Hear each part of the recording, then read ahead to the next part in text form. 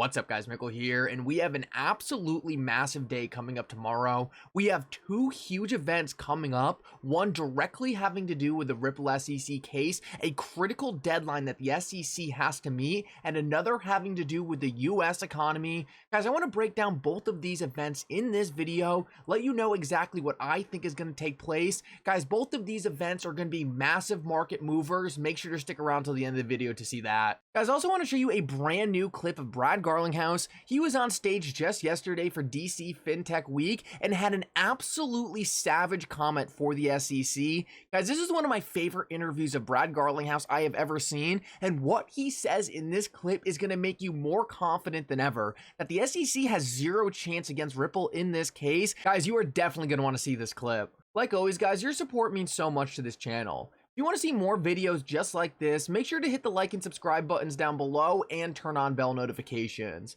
These three simple things go such a long way in helping this channel grow, and it really does mean so much to me. If you guys ever looking for a good place to buy and sell XRP, make sure to check out the link for Uphold down in the description below. Uphold is one of my favorite exchanges and an excellent place to buy XRP.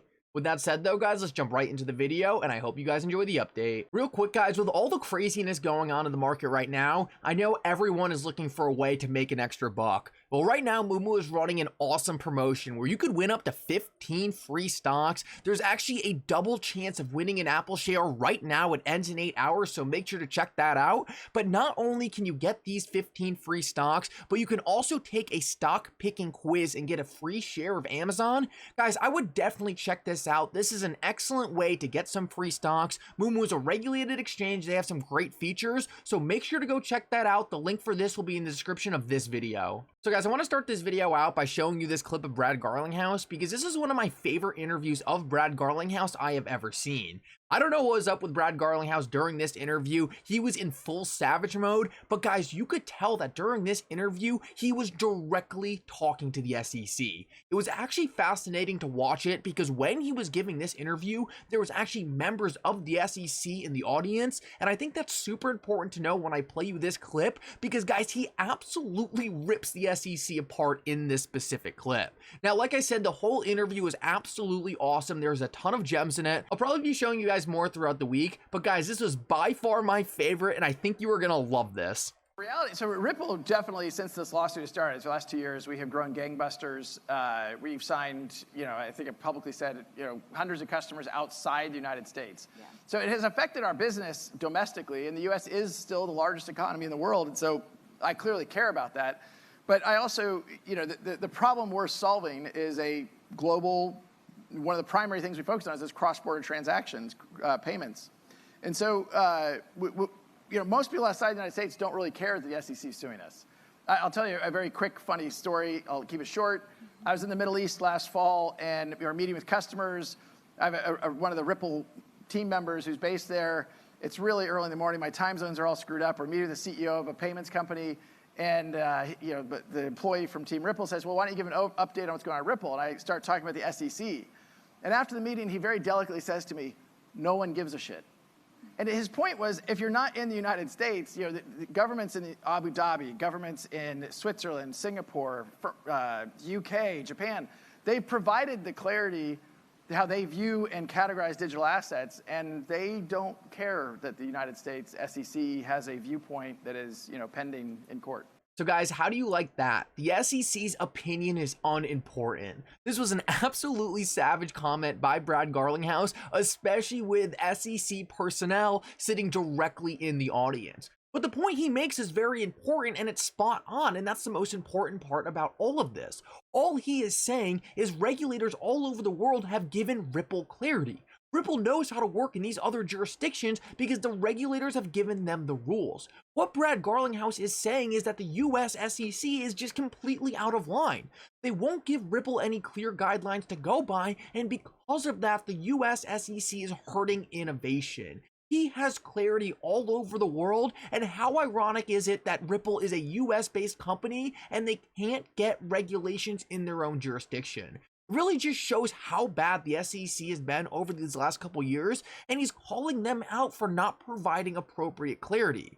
I thought this was just an excellent comment by Brad Garlinghouse because it really just shows the rest of the world is going to move on regardless of whether the SEC gives clarity or not.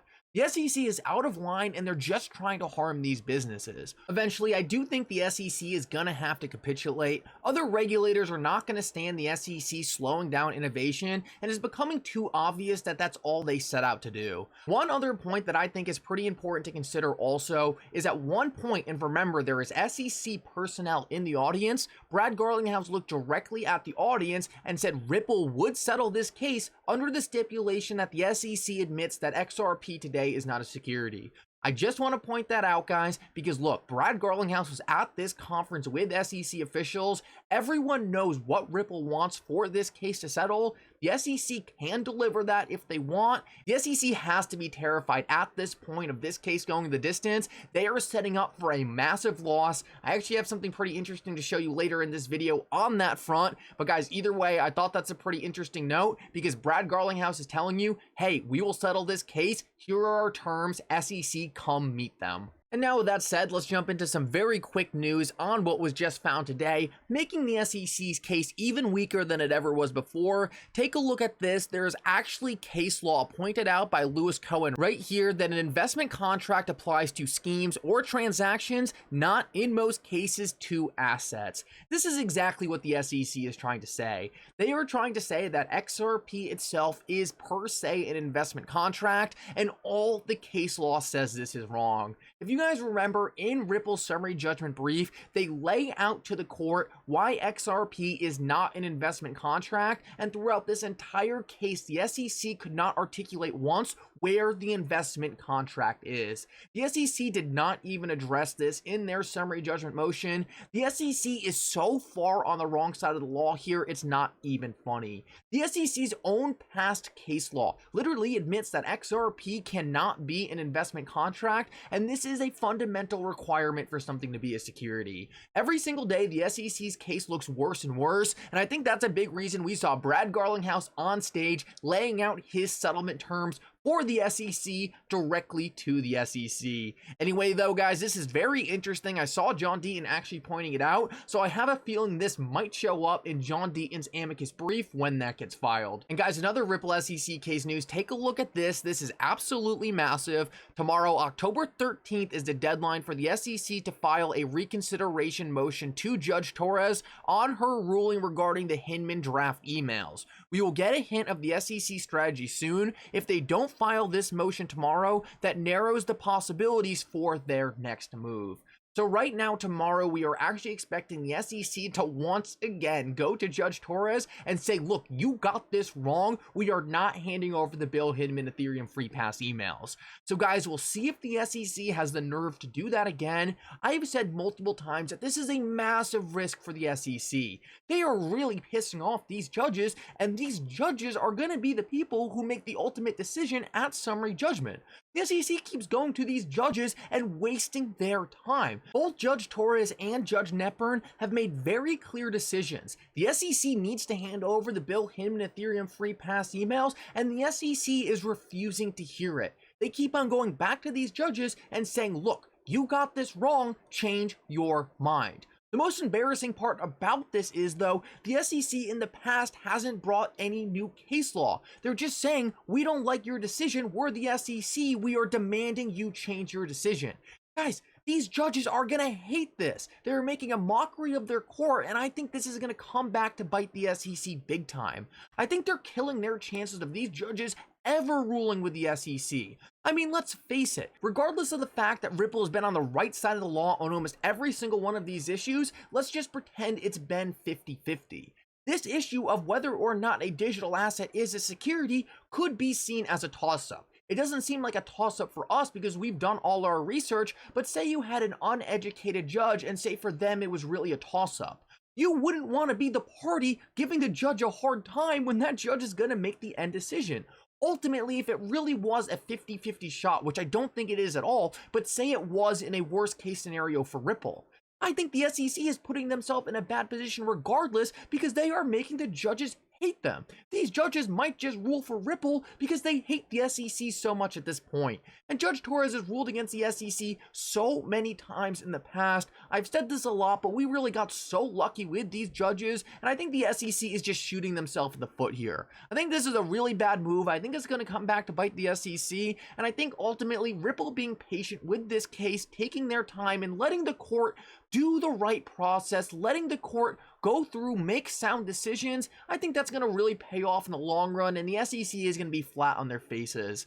I wanted to show you guys one more thing because this is absolutely massive. This is also happening tomorrow. We are actually getting CPI data on October 13th at 8:30. Guys, this is going to be huge. Our economy right now is in a bad place. If the Fed is going to stop hiking interest rates, we need to see CPI data fall. We need to see it actually plummet. But guys, just to go under expectations would likely be good enough to not see this market tank.